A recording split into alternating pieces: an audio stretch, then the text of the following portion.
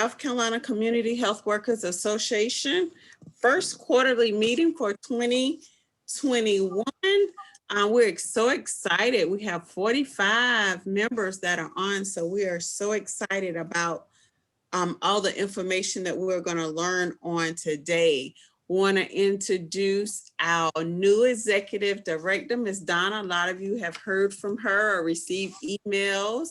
Want to congratulate her on taking on that role as the new executive director for the South Carolina Community Health Workers Association. And at this time, I'm just going to take a few seconds if board members could introduce themselves, and then I'll turn it back over to Donna.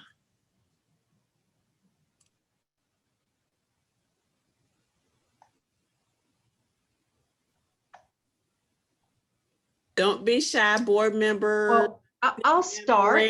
I'm Terry Jowers, and I am actually an ex officio member of the board, having been a founding member of the association and the chair for 5 years. So thrilled to have our new chair and our new executive director, and welcome to everyone. My name is Ray Jackson. I'm a CHW with the Access Health Lakelands, located at Self Regional Healthcare in Greenwood, South Carolina. I am a new member to the board and excited to be able to be here today to be with all of you guys across the state, and look forward to working with you.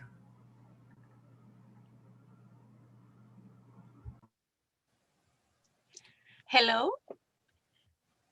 Hello, everyone. My name is Ana Cosillo. I'm working with PASOS, a nonprofit organization.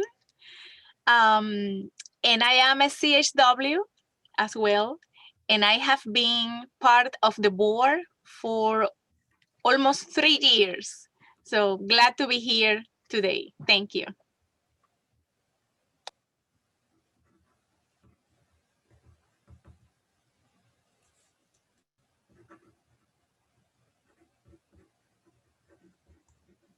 Hey, this is Julie Smithwick. I'm also an ex officio member of the board and one of the founders along with Terry. I think that's everyone. And again, I'm Tracy Golden. I work for Family Solution, which is a program of the South Carolina Office of Rural Health. And we work with to reduce the infant mortality rates in Barnwell, Allendale, Hampton, Bamberg, and Allendale, Barnwell, Bamberg, Hampton, and Orangeburg County. So we serve those five counties. So Donna, I'm turning it back over to you. All right, awesome.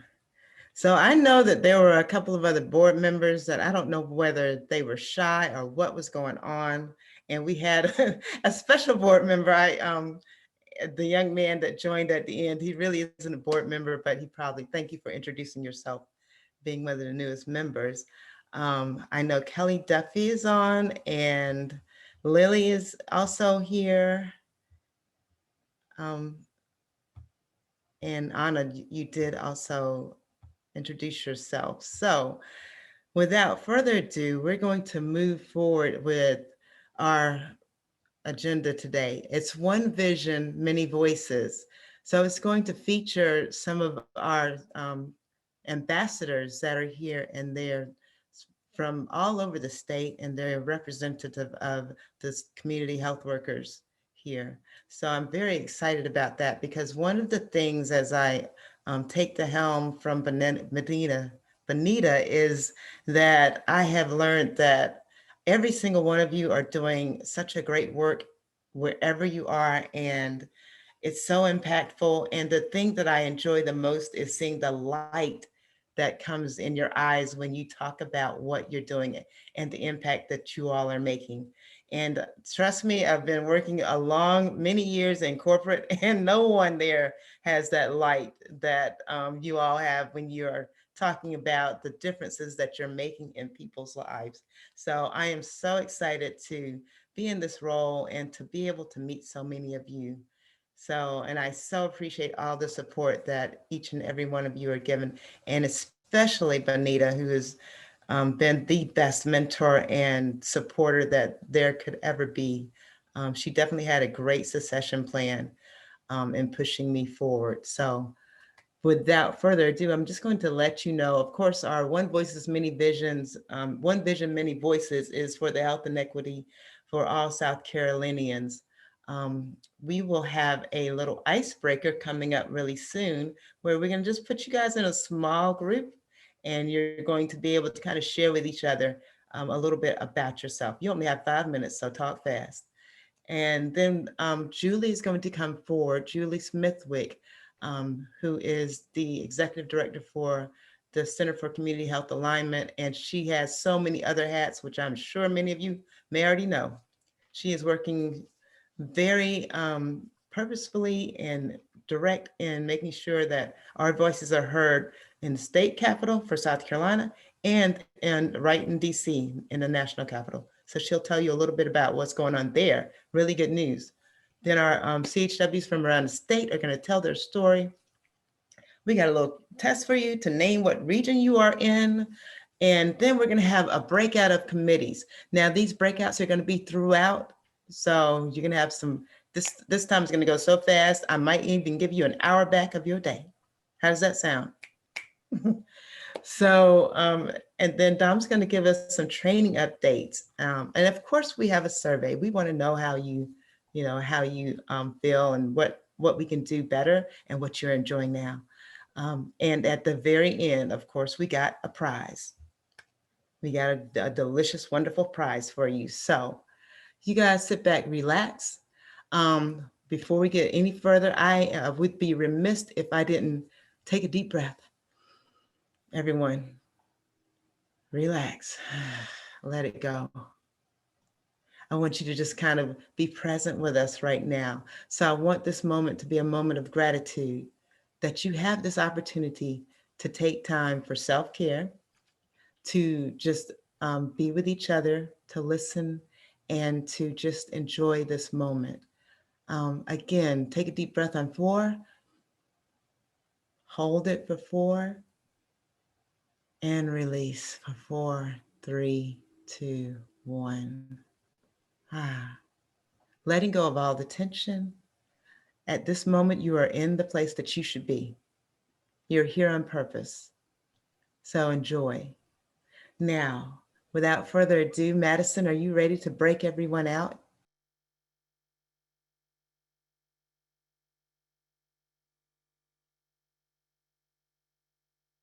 He has invited us to submit an initial pilot budget proposal, which we are very interested in doing because, as you guys know, one of our overall shared goals between SCCHWA and the Center for Community Health Alignment is to work towards sustainable financing for our positions so that we're not dependent on one grant after another, after another, after another.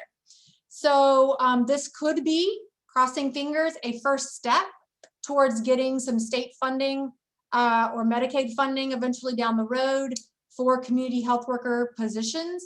So we are working fast and furiously to try to get some sort of pilot budget and proposal to the legislature, hopefully for inclusion. Now, the reason I bring that up, number one, is this is a step one. It doesn't mean that we'll be reimbursed immediately, but it could be a step to show the state how essential we are and the outcomes that we can achieve. The second reason I bring it up is because we developed a white paper about community health workers that, as you will see, is double branded with the association and the center.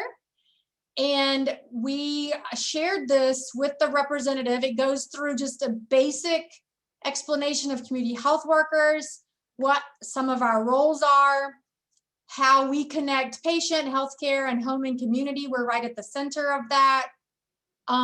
What we did and are doing for the COVID-19 response. It then goes into financial impact on things such as diabetes, pediatric asthma, blood pressure, ED utilization, mothers and babies. And then it ends with a solution. We need sustainable financing and revenue streams so that we can build our capacity to continue to do this great work and feel secure in our positions because they are funded not by a grant, but by something that's more sustainable.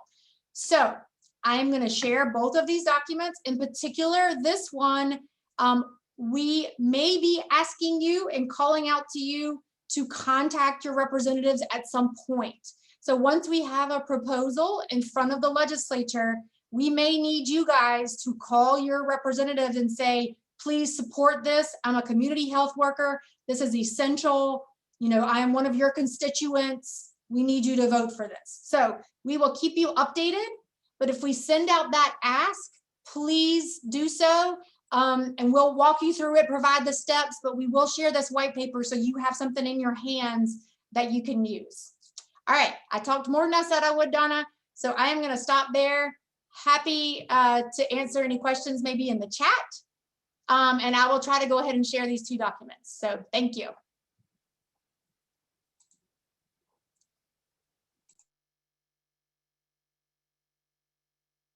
My mute button is a sticky thing. Yeah, thank you. Thank you so much, Julie. Please, everyone give Julie a round of applause, some snaps, something for this work that she is spearheading for us, because this is extremely important work. And not only that, but I want you all to understand that was a lot that she offered information on. It's extremely important for everyone that we have sustainability. This has got to be recognized as a profession that's not just one that looks for temporary grant funding, but it needs to be ongoing, continuous grant funding. And that ask that Julie had at the end of it, you guys, this is important. This is what we've been talking about as far as advocating. And I like to associate that with our voice. No one's going to speak up for us but us, okay? Our voices are so important. So yes, we are going to give you the tools like the white paper, fill in the blank information sheet that you can use to call or to speak to your representatives so you can support the profession as well. I wanted to talk a little bit about our membership. We have a little more than almost 150 members. But we need more numbers, so we want you all to continue to join. We have over almost 400 of our allies and associates who are also with us, but we need those members. So when Julie and I go to the State House, and as of next week, we will be going virtually to Tim Scott's office. When we go there, we're going to be able to say, look, these are your constituents. They're 200, 300, 500 strong, and they represent thousands. You guys are representing thousands each. So they're going to pay attention to that. So thank you so much, Julie, for the work you've done. And thank you so much for the share of all that information. Now, the next thing on our agenda is our first stories. I'm so excited about this part. We have two that are going to come, and each one is about 5 minutes. And they're going to share their stories. We have a total of 6. So y'all sit back and relax and get ready to enjoy. Our first up is Miss Sharita Sims, and she is out of the library. I hope I remembered that. So Sharita, are you ready? Yes, I am. Good morning, everyone. It's so nice to see you all. As Ms. Donna said, I am Sharita Sims. My official title is Community Health Social Worker. I work at Richland Library, which is located in Columbia, South Carolina, in Richland County.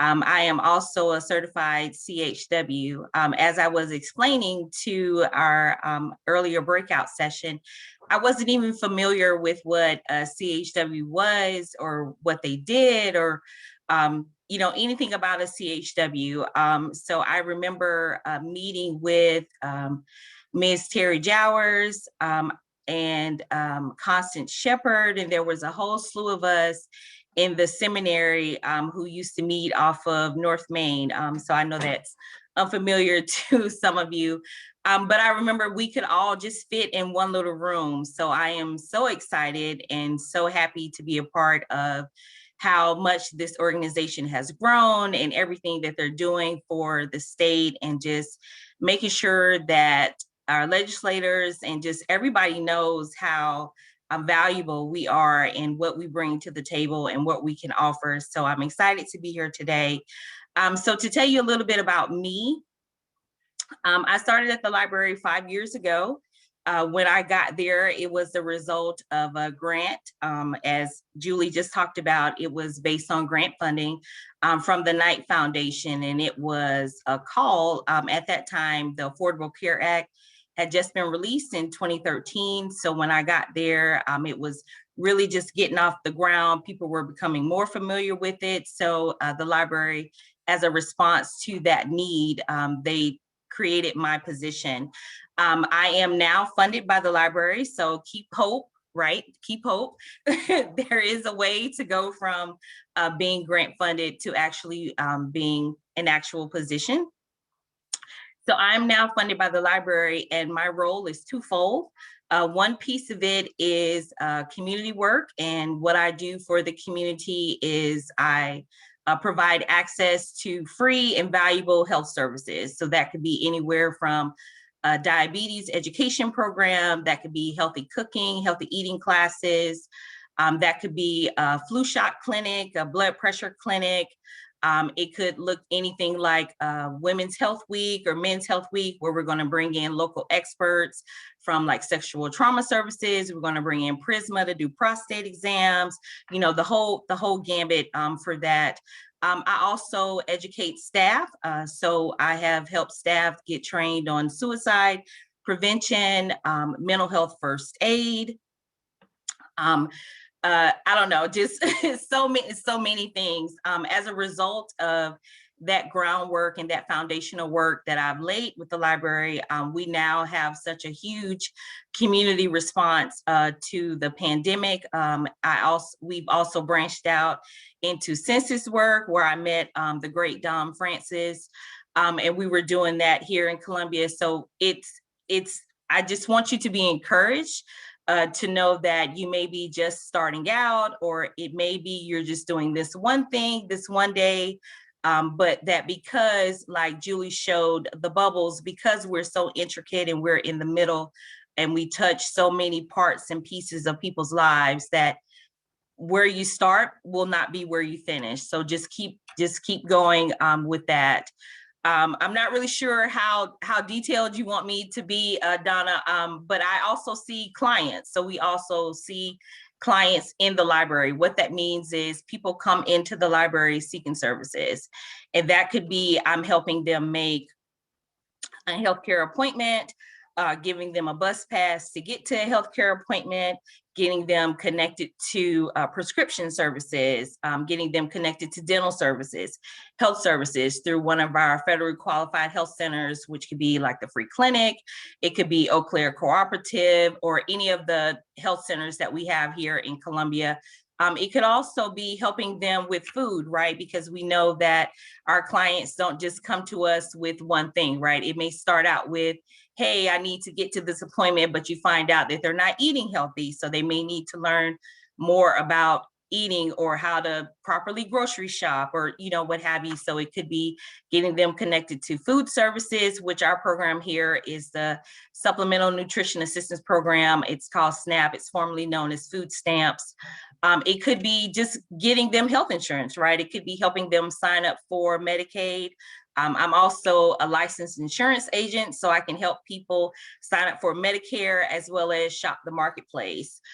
So I can do just about anything. I just went through and renewed my mental health first aid certification. That's a 3-year certification. I'm also certified in health information as far as the library. The library has a blog as well that you could check out, where you can see a lot of health things that's on there. We're talking about now, everything is about the pandemic, but in the past you could have found, you know, anything as it relates to health and health program and healthy behaviors. So I do a lot. It's been a great journey over the 5 years. My position is very non-traditional. I know that a lot of health workers are housed in health centers or hospitals. So it's very different for me being housed in a library. A lot of people don't think about coming to the library to get health services, but actually what I found in my research is that 45% of people actually look to their library for health and health resources. So that could be anywhere from maybe they're wanting to read a book on a healthy lifestyle, or learning how to cook or what have you, or it could be actually coming to us to seek health services. Like I said, we do provide those preventative services for our customers.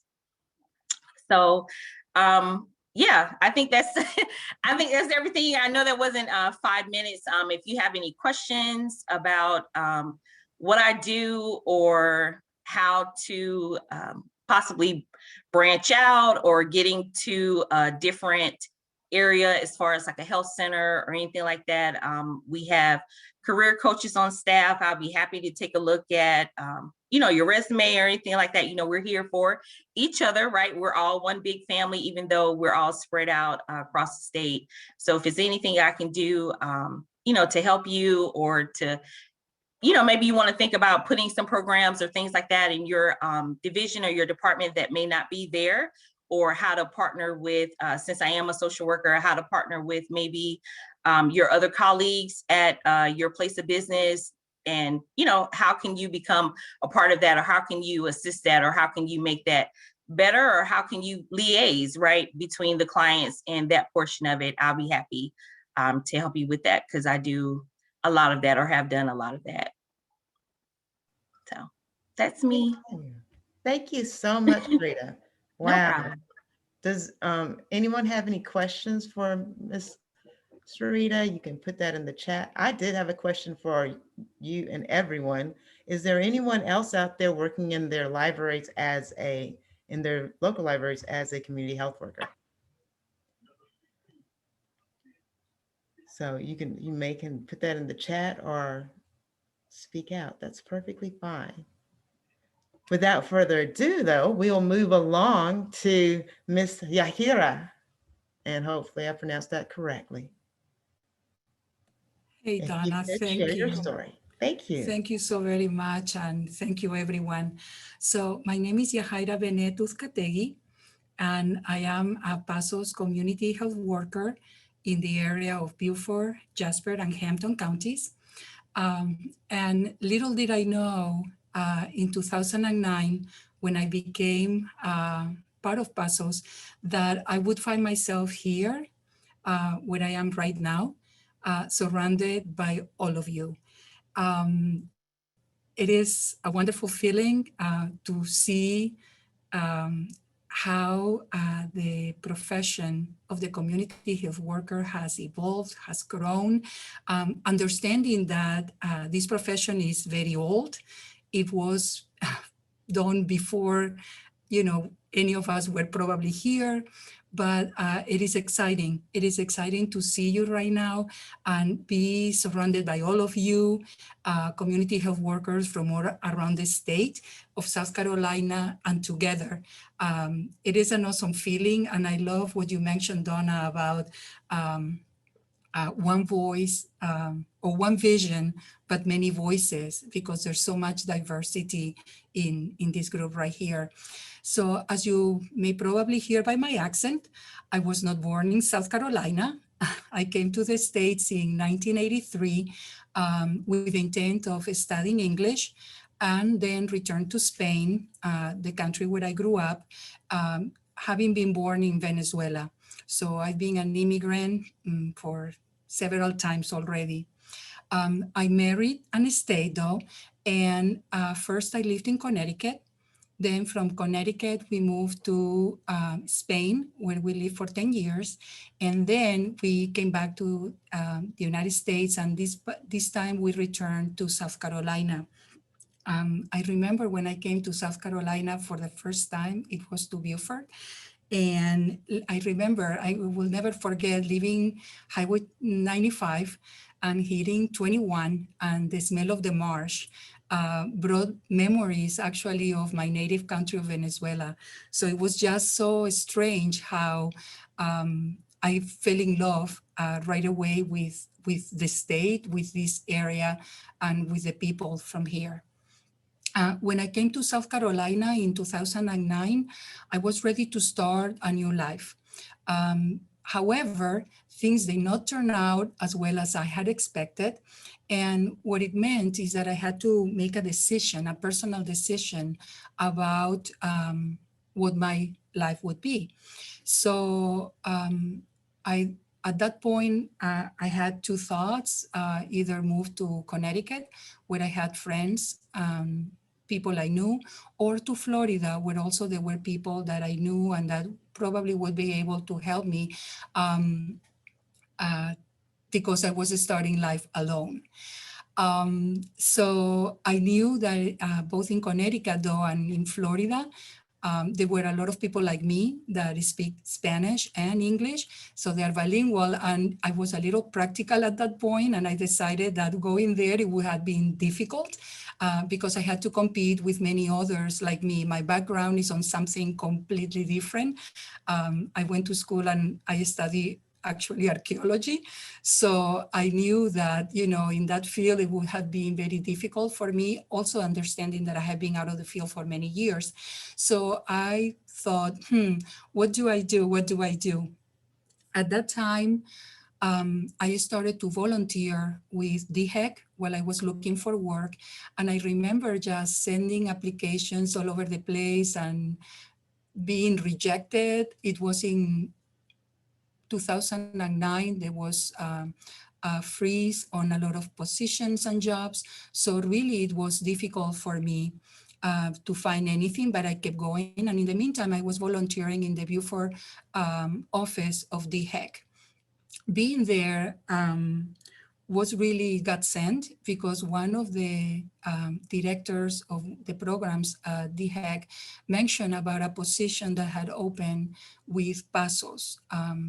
And I have never heard of Pasos. However, I decided that, you know, I would apply. I've been applying to a lot of positions, so I decided to go for it. And because I don't believe in fate and I believe on the grace of God, I got the position. And I've been part of Pasos since 2009. And as you can imagine, for me, it's been amazing. It's been opening a lot of things in my life. So being a community health worker for me is an honor.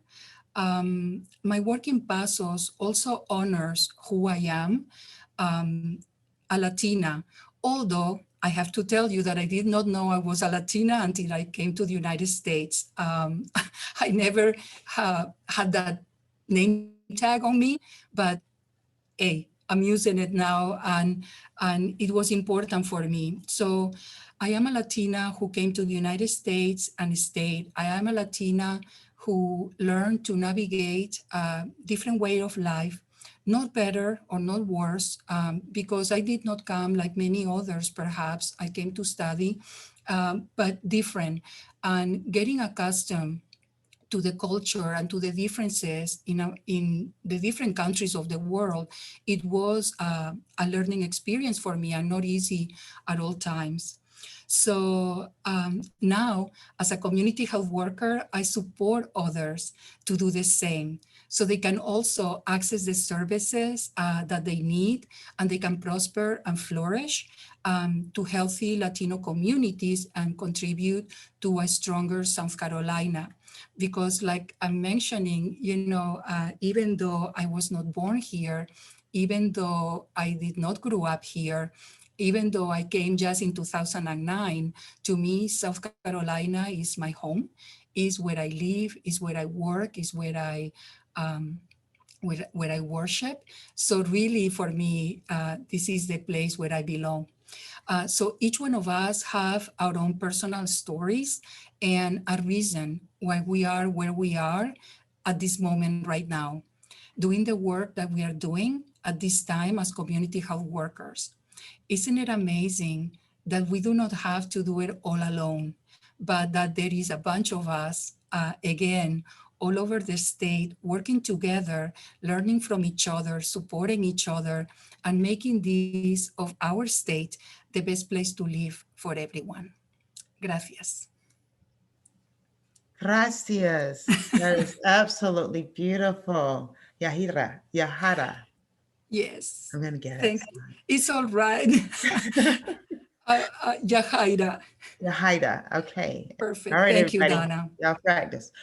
Thank you. That was beautiful, and the beautiful words of, you know, that we're all together. I absolutely love it from both of you. You're very, very, very inspiring, even to me. So next on our agenda, we have 3 breakouts, but we're going to have the first breakout. But before we go there, we want to explain a little bit about these committees. So to bring our some of our board members who will start the committees, who will be leading the committees today, but hopefully get some other leaders while they go into breakouts. We'll have them introduce the committees, but before we even do that, don't let me get ahead of myself. Madison is going to put up on the screen a picture of the map of South Carolina. And this is where we all have a chance to work. There is some work. I want you to look at that map and let us know exactly what region you are in the chat. So everyone is to put in whether they're in region 1, 2, 3, 4, or 5.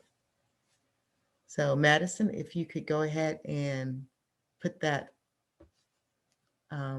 picture up for us. Ding. Share your screen. Okay, there it is. And I want, Can you all see that? yes. So everyone, you see the map up there. We have A is the foothills, B Catawba, C Sandhills, D PD, and E Low Country. You all know where you are. We don't, I can only guess, but I hope to visit everyone. Thank you. Thank you. And some of you are working statewide, so please make that note. If you are working statewide, that's perfectly fine.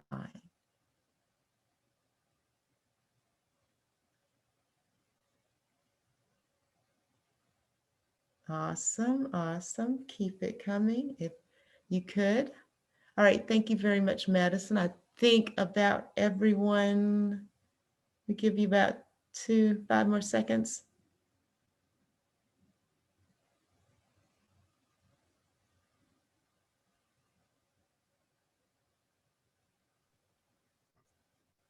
All right, everybody has their regions. I know that might be a little bit small. You might have to stare in there a little bit.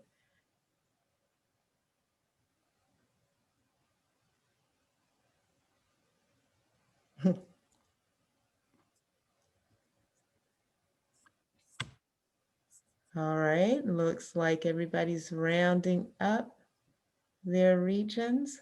It's always good to know, because when we reference areas, when we go to do that legislative work, this is also very good information for us to have, to let them know where we are located throughout the state. And we're definitely trying to identify that so that we can let them know which regions are just booming with CHWs and you can tell the impact, and which regions are lacking with CHWs. And if we would sponsor and support more, we can have those same type of impacts that we see in the regions that have more CHWs. All right, Madison, thank you. All right, so next we will have just an intro of the 3 committees, which we have the annual conference, which will be in September. We have education and advocacy and professional development. So first, annual conference, and I believe that is going to be Ray. You want to tell us a little bit about that one? Good morning. The annual conference, we're excited about this. It will be on Friday, September the 24th. In the annual conference committee will be responsible for developing the agenda for the conference, to include all the speakers that we'll have, and looking at where we should have this, the location, and other activities that will be able to educate us as CHWs across the state, and to honor the work that all CHWs are doing in the state of South Carolina.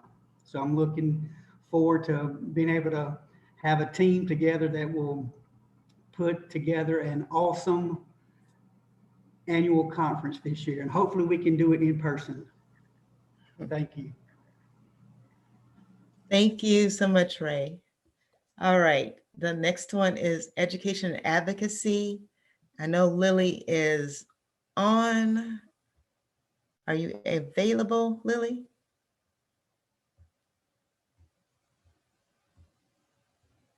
And if not, oh, I'm sorry, Anna. Yes, I'm here. Okay, sorry, Anna, I got committees mixed up. Go ahead, Anna. Okay, so the subcommittee for education and advocacy, it would like to have many members, many CHWs and allies to improve the role of the CHWs to make possible and better knowledge about our profession in different organizations and have the support and the funds that we need to continue with this amazing work that we all do. So I am encouraged all of you to think about the possibility to join us today in this subcommittee. So we are looking forward to see many faces. Thank you, thank you. And the last committee is education and advocacy, which is currently headed by Lily. Miss Lily, can you join? Can you? I know that you may or may not be able to join. All right, I see, but you're still muted. All right, so let me just give you a little explanation about the professional development. This is the committee that's working on making sure that we advance the profession throughout the state. So they're putting together speakers bureaus. That's one of the main things where you go out and we have people to actually go out and go to different organizations and promote the work of the profession of CHWs. So we're looking for people to join that group as well.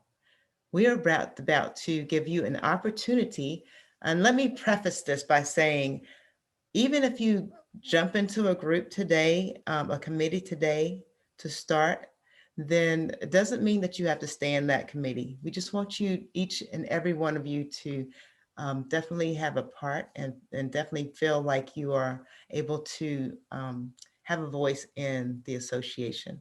So we're going to break out, give you each one of you an opportunity to select one of the committees. We're going into the committee and the leader will kind of advance us this time into a discussion on different roles that you can play in the committee. So we're looking for people who will be leaders in their regions, each of the regions, looking for maybe secretaries, those who can take notes, and those who will just kind of be involved through the process. You'll have 7 minutes to select and share. Okay. All right, very, very good. Thank you. Continue that. Continue putting it in. All right, we have another set of speakers coming up, and we are going to start with Miss Rebecca Schilling. Rebecca, are you ready? I am never ready, but I'm going to go ahead and go. And she has her child is an artist, a budding artist. So you all please appreciate the art that you saw on the flyer, because you never know. Right now, you probably could get it for about $30, but in the next 2, 3, 4 years, $30,000. Thank you, Rebecca. Yeah, it's on my fridge right now if someone has $30, so, you know, I'll share.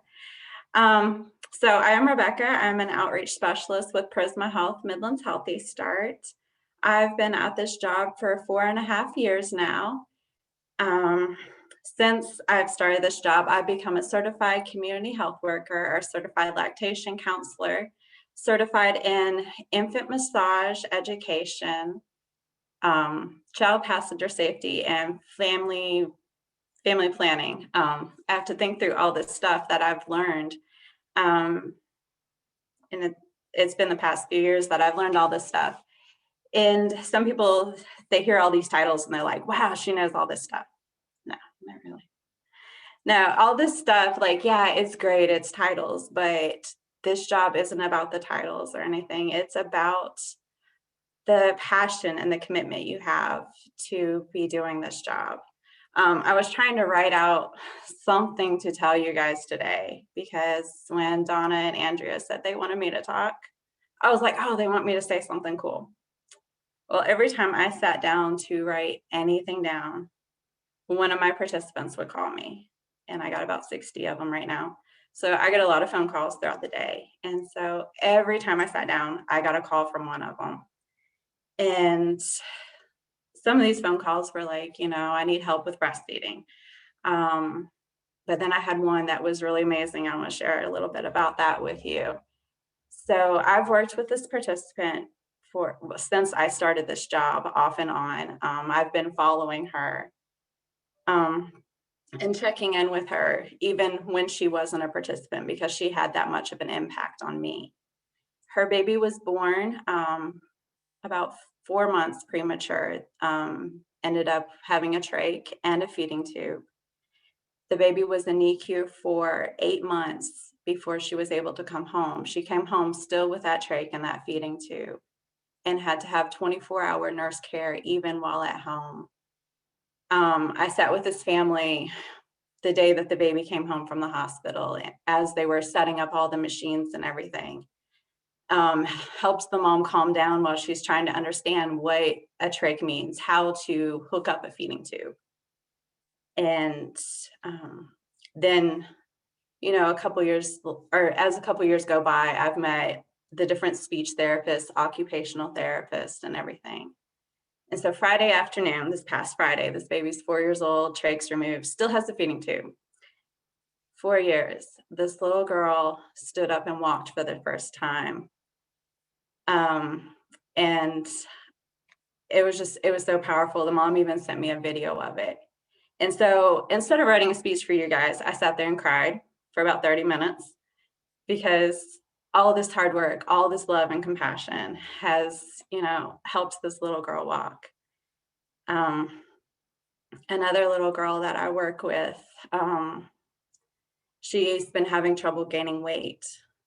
She is finally over her birth weight, and she's 6 months old. So like, all these phone calls keep coming every time I try to sit down and figure out what I'm going to tell you guys. And I realize the thing I need to tell you guys is, it's not about the titles. It's not about all the planning, because we can't plan for this.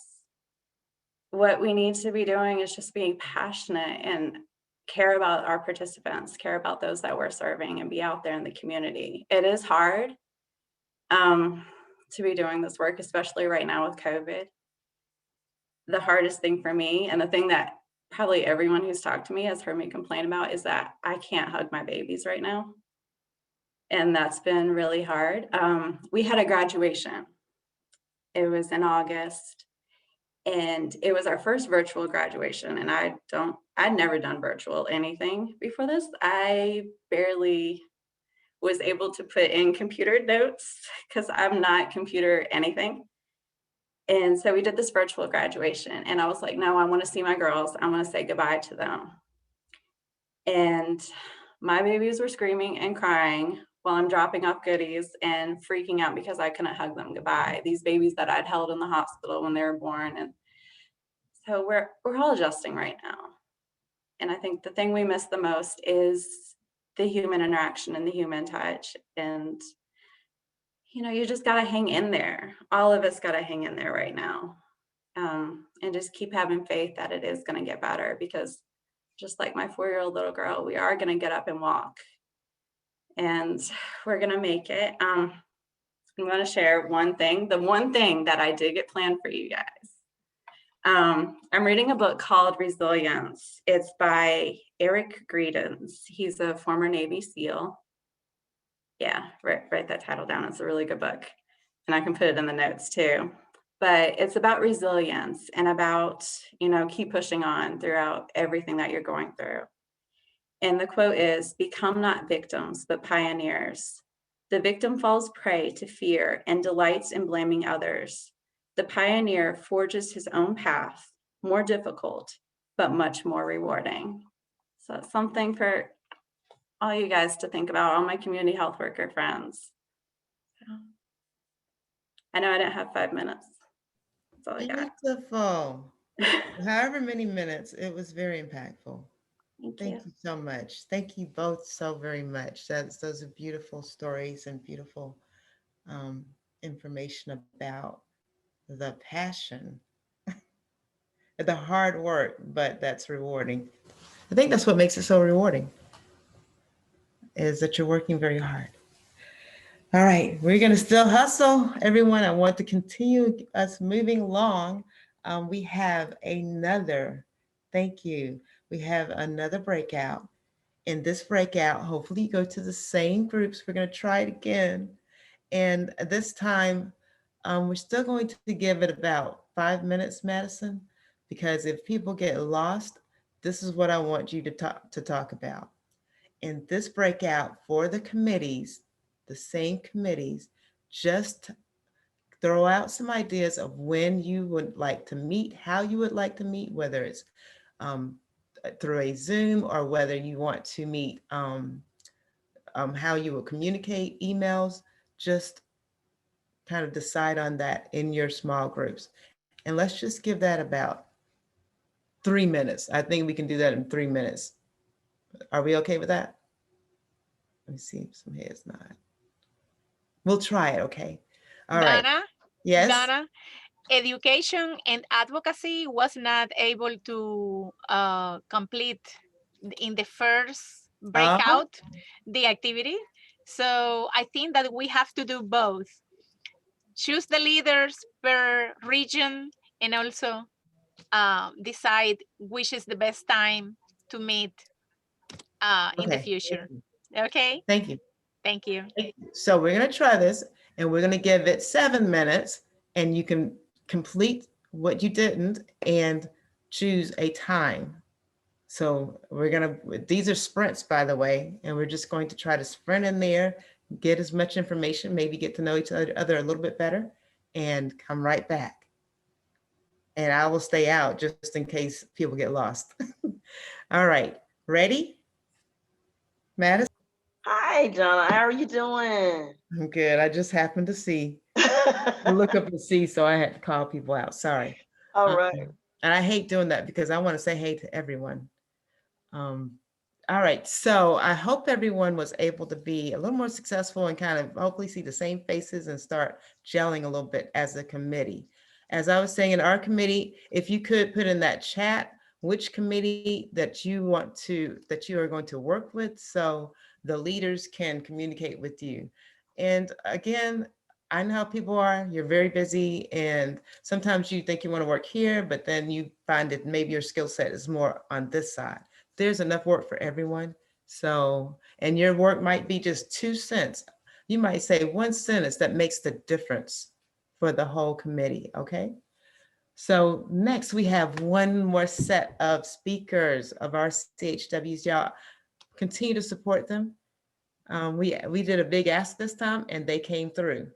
So we will start off with Luisa Hernandez. And I hope I pronounced it right. She will be presenting. Ashley, Yeah, I'm here. Go ahead, Luisa. Hello, everyone. My name is Luisa Hernandez. I have my personal interpreter is Ana Cosillo, and I speak and she interpreter me. Okay. Mi nombre es Luisa Hernández, nací en Colombia, llegué a Estados Unidos por razones familiares en el 2013. Viví en Manhattan, Kansas, por 3 años. A los 3 años nos movimos a Colombia porque mi hija es del ejército, es del Army, entonces nos vinimos a vivir aquí. Y llegar a Colombia fue una experiencia maravillosa, porque exactamente a los 2 meses de vivir aquí encontré esta gran organización. Go ahead. My name is Luisa Hernandez. I was born in Colombia. I came to this country for family reasons in 2013. After living for 3 years in Kansas, we moved, my daughter, her family, and me, we moved to Columbia, South Carolina. Coming to Columbia was a wonderful experience because 2 months later, I have the opportunity to find Pasos. I am very proud to be part of this amazing organization. Inicié como participante, luego fui voluntaria por 1 año y medio, después tuve medio tiempo de trabajo y después ya full time. Cuando esto sucedió, sabía por qué corroboré que esa era la misión en mi vida. Aparte de ser madre y abuela, mi misión era ayudar a la humanidad y qué mejor sitio para hacerlo y encontrar el sitio, qué mejor sitio, Pasos para hacerlo. When she started with Pasos, she was just a participant. After that, she becomes a volunteer and she was in that role for 1.5 years. After that time, she was hired as a part-time position, and then she becomes a full-time position at Pasos. Despite she knows that her initial mission was to be a good mother, a good grandmother, she also realized that her other mission in life was to help the community, and what a better place to do it than with Pasos, the organization that she's very proud to be part of.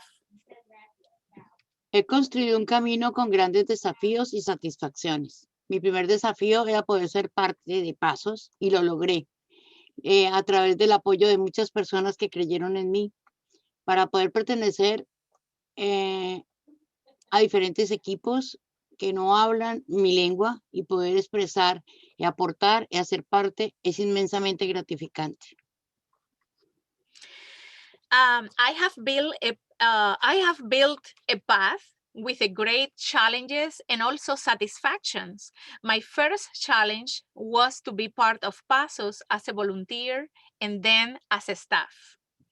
I have achieved, with the support of many people that trust me, many goals in my life. Although English is my second language, during these years, I have not given up, and actively I have been attending meetings with members from other organizations that, like me, fight to advocate every day for equity, justice, better access to the resources, and achieve strong and healthy communities with no distinction. A través de mi trabajo como Community Health Worker, el programa de conexión para el desarrollo infantil, he podido atender a más de 400 niños. Hemos ayudado a sus padres a tener niños mejor preparados para entrar a la escuela. A través de la evaluación que les realizo, ellos han podido entender y reconocer deficiencias en el desarrollo de su niño menor de 5 años y poderlos referir al recurso adecuado. Through my work as a CHW with the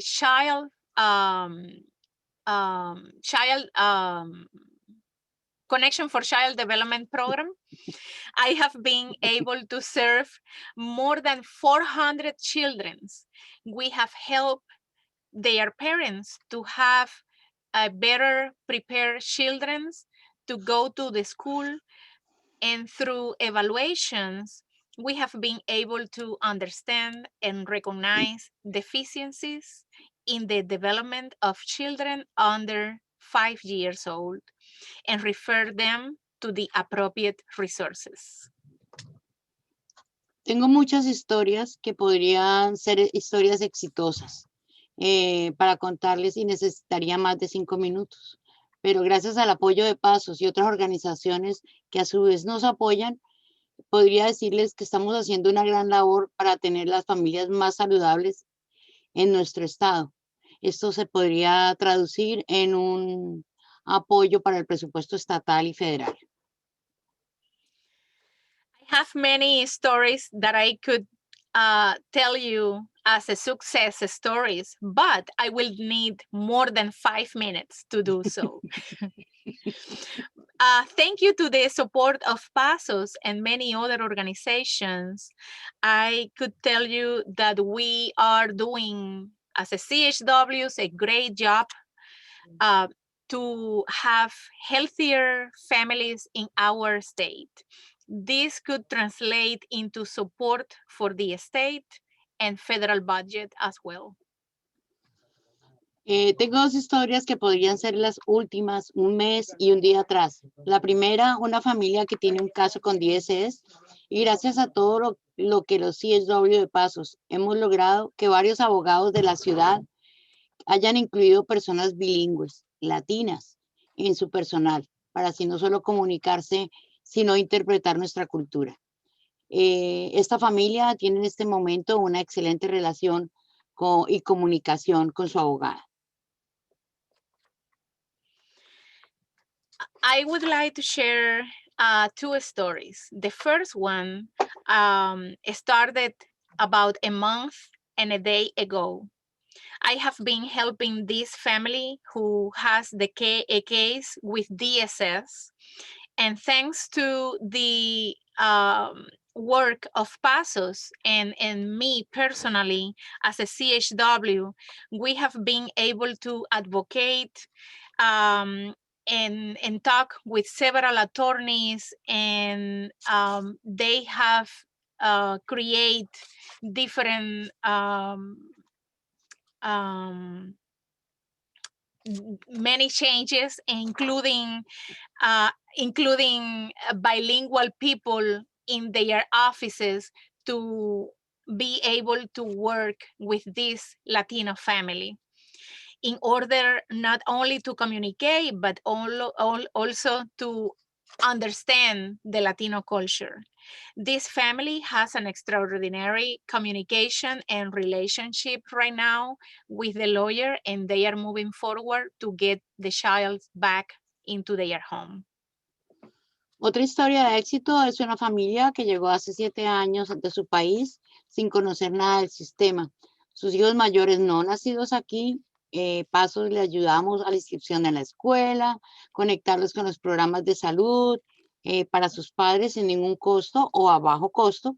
Y ya en este momento uno de los hijos mayores se inscribió a DACA y gracias a nuestra intervención. 3 de sus hijos nacieron aquí. Por lo tanto, la familia ha recibido nuestro apoyo en la navegación de los recursos Medicaid, SNAP, WIC, y esto corrobora que educar a las familias trae sus frutos. Another success story that I would like to share today is in reference of a family that arrived to this country 7 years ago.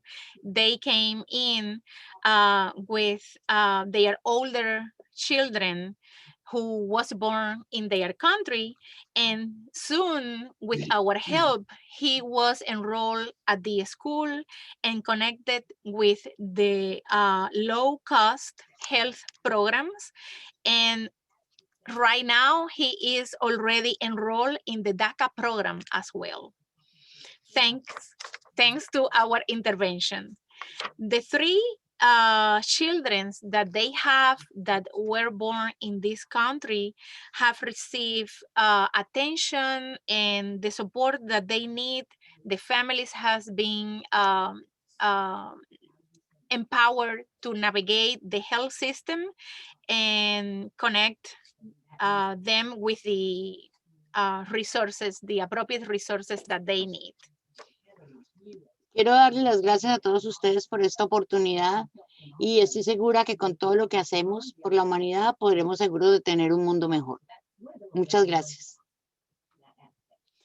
I want to thank you all for this opportunity, and I am sure that with everything that we do together for the humanity, we can have a better world.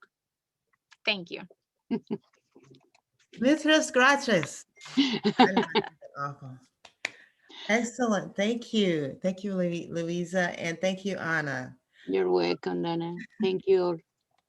Yes, so that was a beautiful study. One thing you said that really kind of hit me was healthcare with no distinction. And isn't that what we all strive for, equity?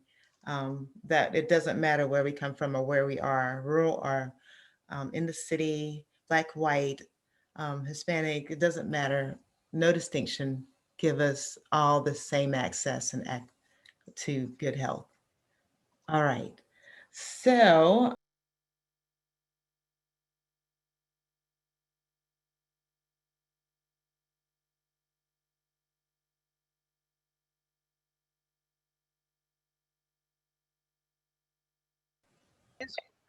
It works for me as well.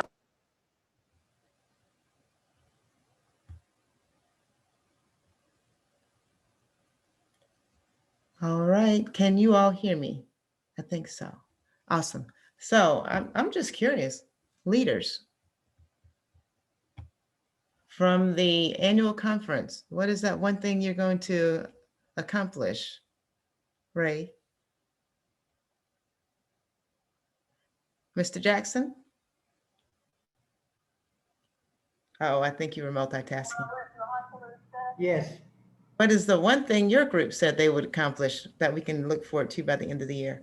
Well, actually, there's two. One is we're gonna have a successful annual conference and gonna get to celebrate that. And two, one of the things I think we're gonna kind of sidekick is enrollment, trying to boost our enrollment in our statewide. Awesome. Thank you. All right. Anna, education and advocacy. What was one of the things that you all said you would accomplish by the year? We have been talking about different ideas about how we can educate organizations and communities in general about the role of the CHW. And we have been thinking that the education is the first thing that we have to do in order to increase and improve the role of the CHWs. So we can do pre-assessment in organizations, and we can talk in different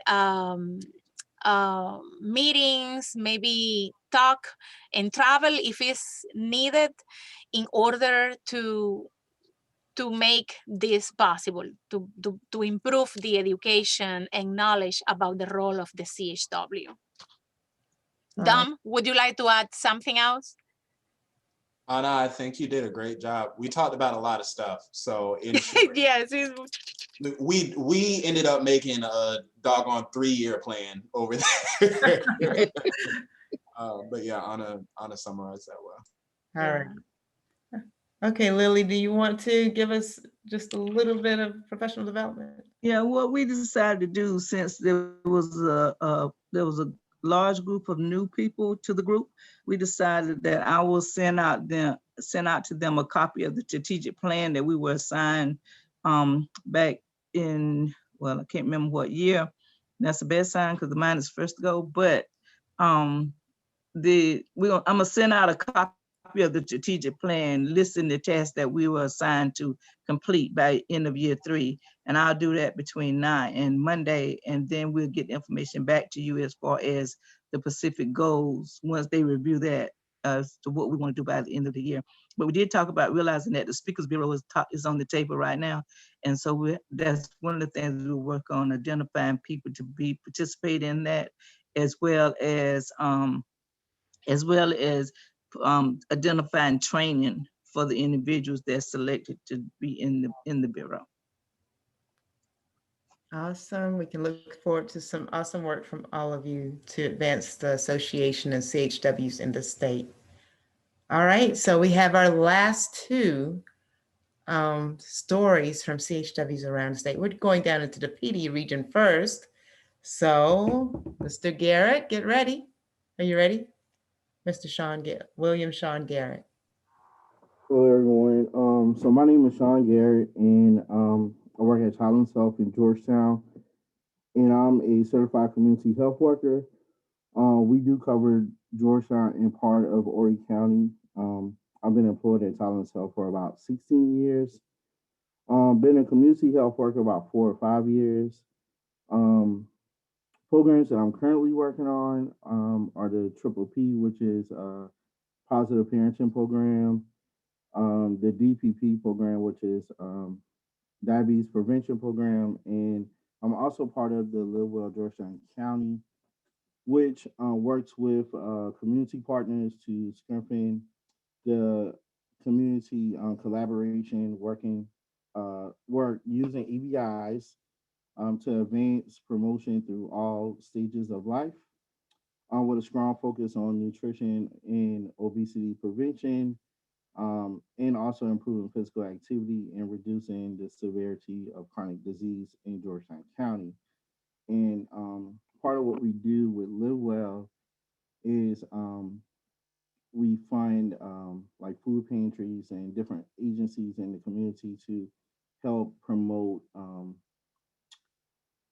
food, access to healthy food, and also physical activities in those work groups. So organizations can apply for many grants through our organization to help enhance them. So it was very helpful for us during the pandemic because of our food pantries.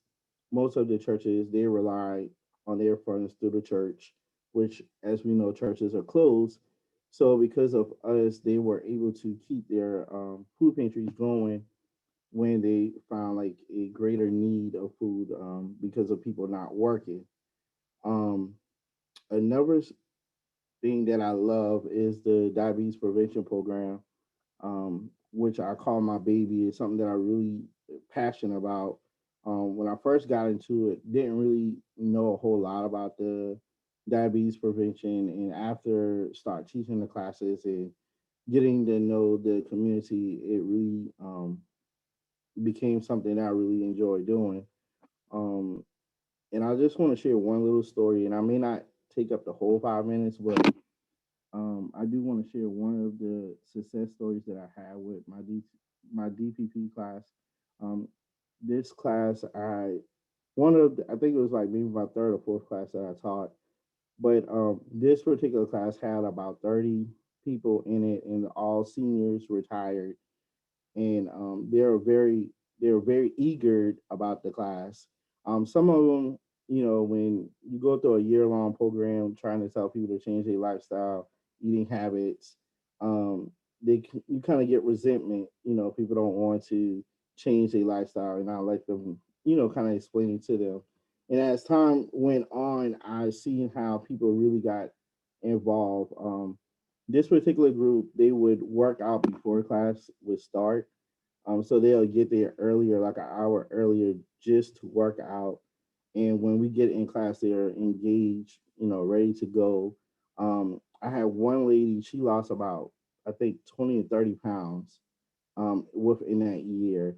And that has changed her whole life completely. She's no longer on blood pressure medicine. Her all around health is like a whole lot better because of this DPP program. And just hearing the different stories throughout the year by me teaching these classes, how these classes have helped them change their whole entire life, their family lives.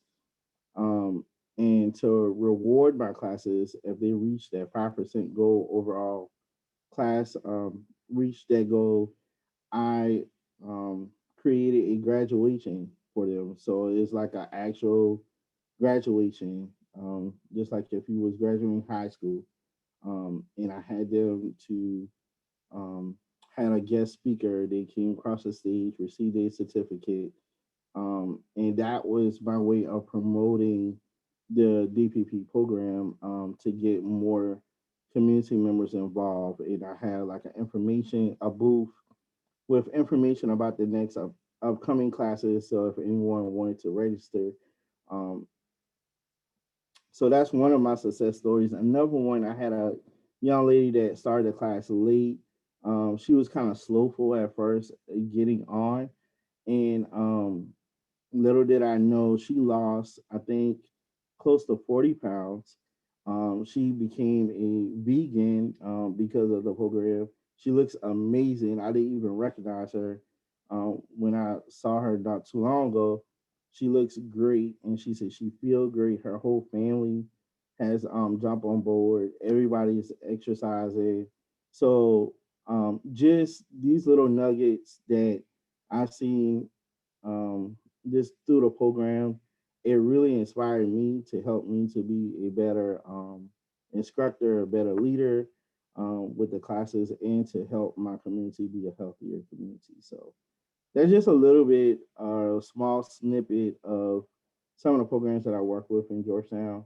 And I also failed to mention that I do work the COVID vaccine clinic. So when I get off this call, I'll be going over there, and we do vaccinations for all over the state. Well, whoever comes sign up for the vaccine. We are working those clinics. And previously, I've done the COVID testing and also the flu clinic. So in our office, we pretty much community based. So anything dealing with the community that the hospital is a part of, 9 times out of 10, our office are included in that. So basically, that's the type of work that I'm doing. I don't actually work with clients one-on-one or go to their homes like most CHWs do, but I really do enjoy the work that I'm doing, seeing the impact in my community, seeing the changes, and knowing that I'm helping making that difference. So that's just a little snippet about what we do here in Georgetown. Awesome. Thank you, Sean Garrett. Y'all saw the light in his eyes.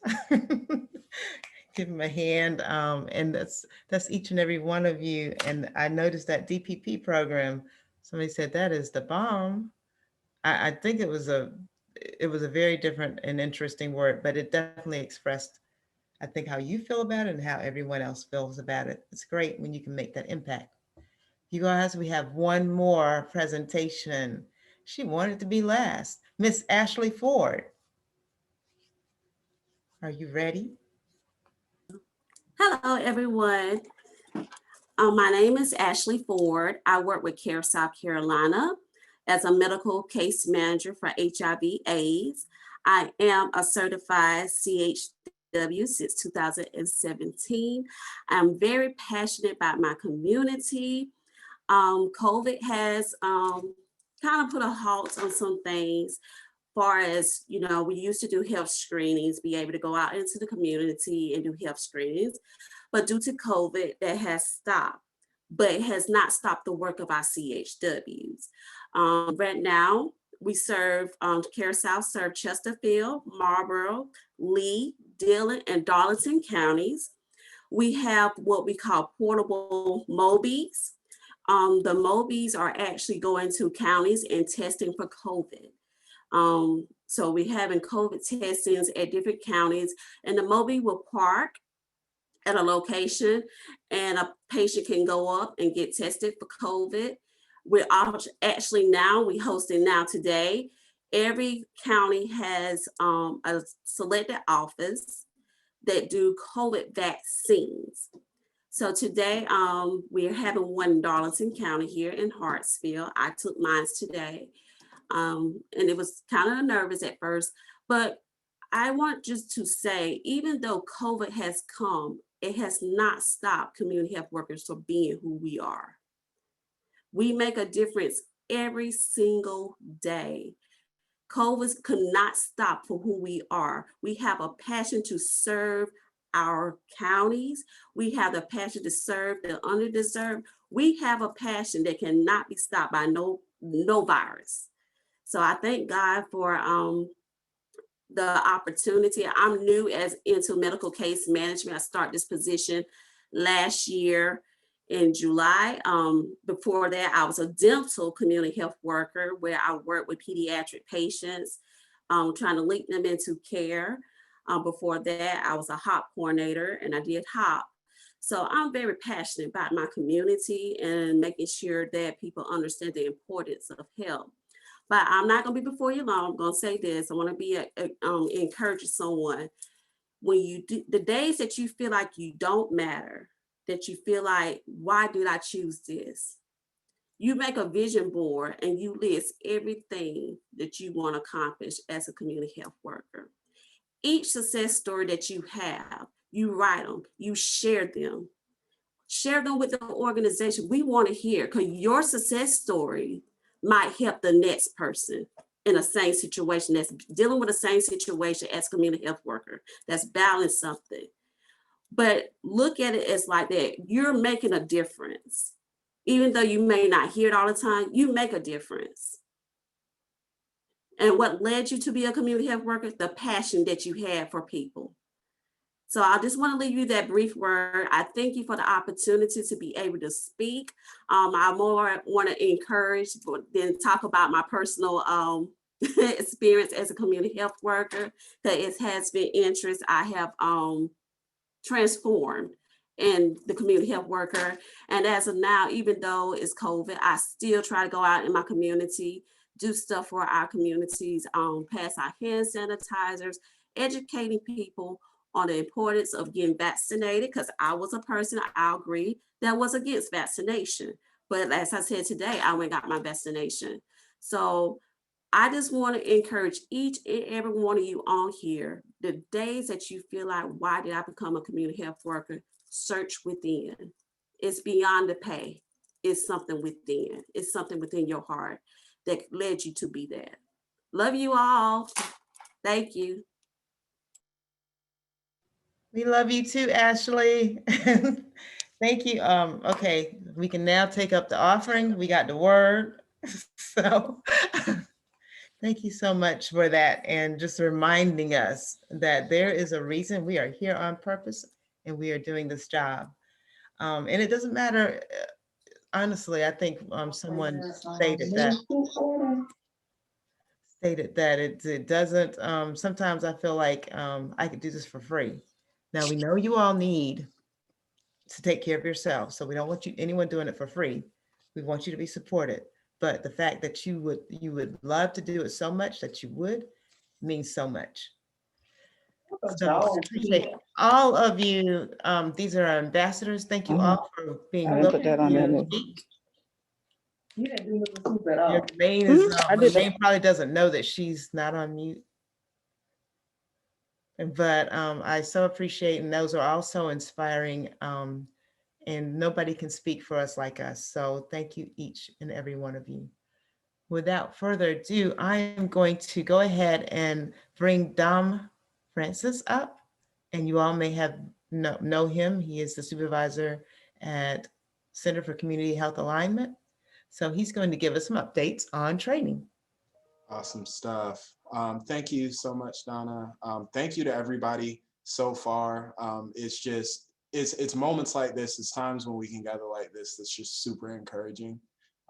It reminds us of, the passion that really resides not only within us, but around us. We're not an island. There's 40 some odd people in this group that are passionate about the work that they do. And that's just always really inspiring. So I wanted to say that, and I won't be before y'all long either. I actually have my points written up here. So somebody clock me, it might take me about 2 minutes. I want to start by saying, if you all want, oh, nope, I sent that privately to somebody. If you all want more information related to anything I said, whether that be contact information or just more about our organization, if you don't know a whole lot already, you can go to communityhealthalignment.org. It has our social media, all that stuff on that. And I just give that as a disclaimer, because there might be some stuff that you want more details about, or you might want somebody's email that I mentioned. So I just wanted to go ahead and put that on the front end. So Melody Meaner is our training specialist. She actually had to step out, but she facilitates our learning collaborative along with Sarah Covington Cobb. And she's also in charge of a lot of our mailing list. And so I mentioned Melody because if you're not on our listserv, please join our listserv. We echo things that SCCHWA sends, the Alliance for a Healthier South Carolina, as well as our learning collaboratives, training announcements, all those sorts of things. And so I mentioned the learning collaborative because originally that was something we had constructed sort of to exchange resources as it relates to COVID-19, on the onset of the pandemic. But what it's sort of evolved into is a forum where community health workers can exchange information, not just about COVID, but any area of expertise that they might have. And it also doubles as a networking space just where CHWs can connect and feel surrounded, in addition to the lovely quarterly meetings that we have from SCCHWA. So if you want to be added, contact Melody Meaner. You can find her at the website. Her contact information is there. Coming up soon, speaking of things that you might hear about on the listserv, will be our CHW 101 webinar. So if you all know folks in your network, whether that be health professionals or a community-based organization, any number of folks you feel like could benefit from hearing about what a community health worker really is and the impact that they really have, they should probably sign up for the Community Health Worker 101. And that'll be a free webinar that we're offering. So just be on the lookout for that. Make sure you're on our listserv or just contact one of us and we'll make sure that you get that email. That's one thing. And then the other thing, we have a series of specialty tracks coming out for community health workers here in the next month to 2 months, including things related to rural health, adolescent sexual and reproductive health, and more on the 3-month end. You might see some things about diabetes and chronic disease prevention. And so I just wanted to take a moment and say thank you again for everyone being on the call, and thank you to those folks, shout out to those folks that have collaborated with us to support great work. Thank you, Dom. Oh my goodness, that's the shortest you've ever spoken ever. Don't do me. You all, I just put in the chat. Maybe I didn't. To everyone, I'm about to put in the chat the survey for today, and just want to make sure I get some closing remarks from our board chair. If you have anything that you would like to share, and you all can go ahead and start completing that survey. Just like to thank everybody for getting on. I see we had 60 participants, which I think is great, Donna, for our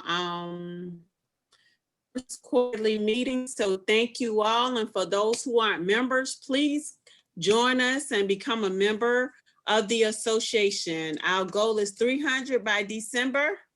So we need your help. If your organization and your staff has not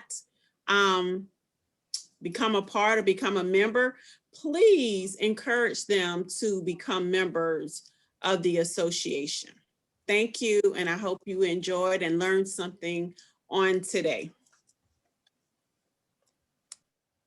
Thank you, thank you.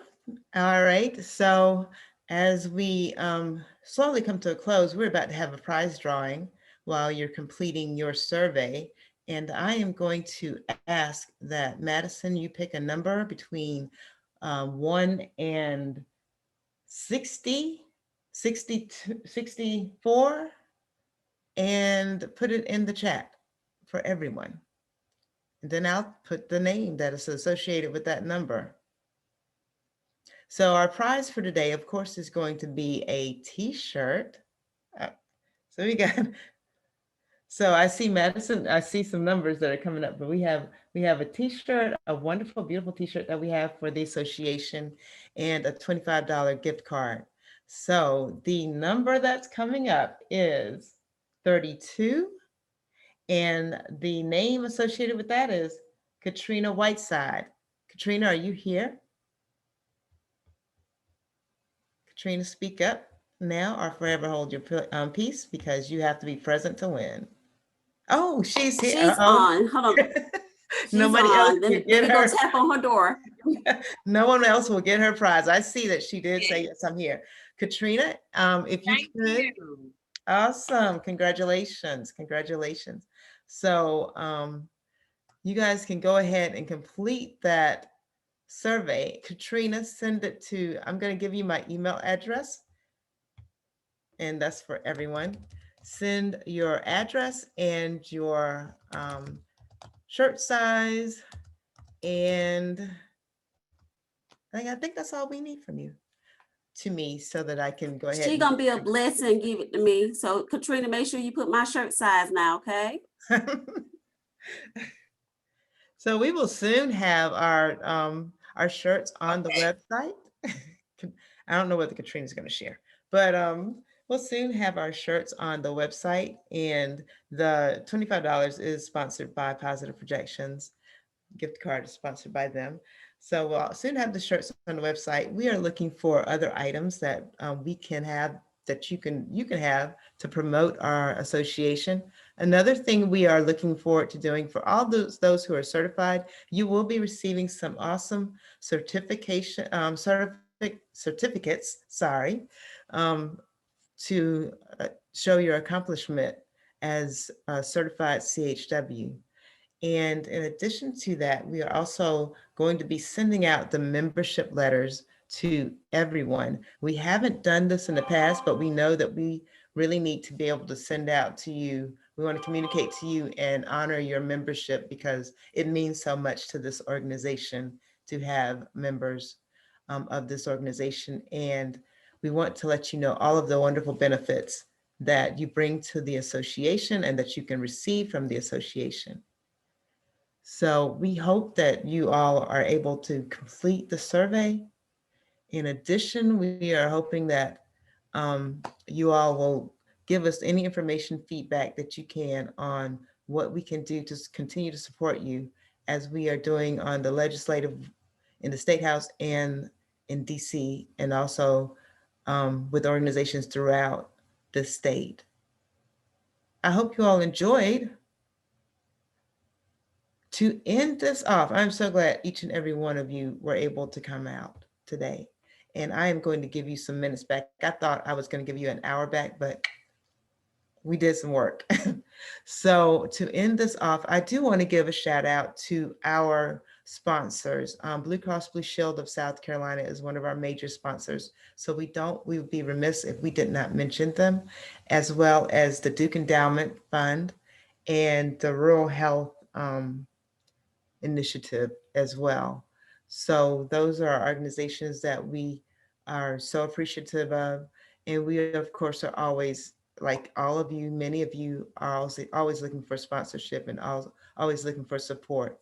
So we continue to send out as much as we can to you about funding opportunities, about education opportunities. You all are taking advantage of it, and you're building up your toolbox so that you can continue to go out and serve your communities. With one vision, we have many voices, and we are doing the work. I congratulate and truly appreciate each and every one of you. And you guys have a couple of minutes left. Go out and enjoy your lunch, enjoy your day. And thank you so much. And share this association with everyone. Thank you so much. Thank you, Donna.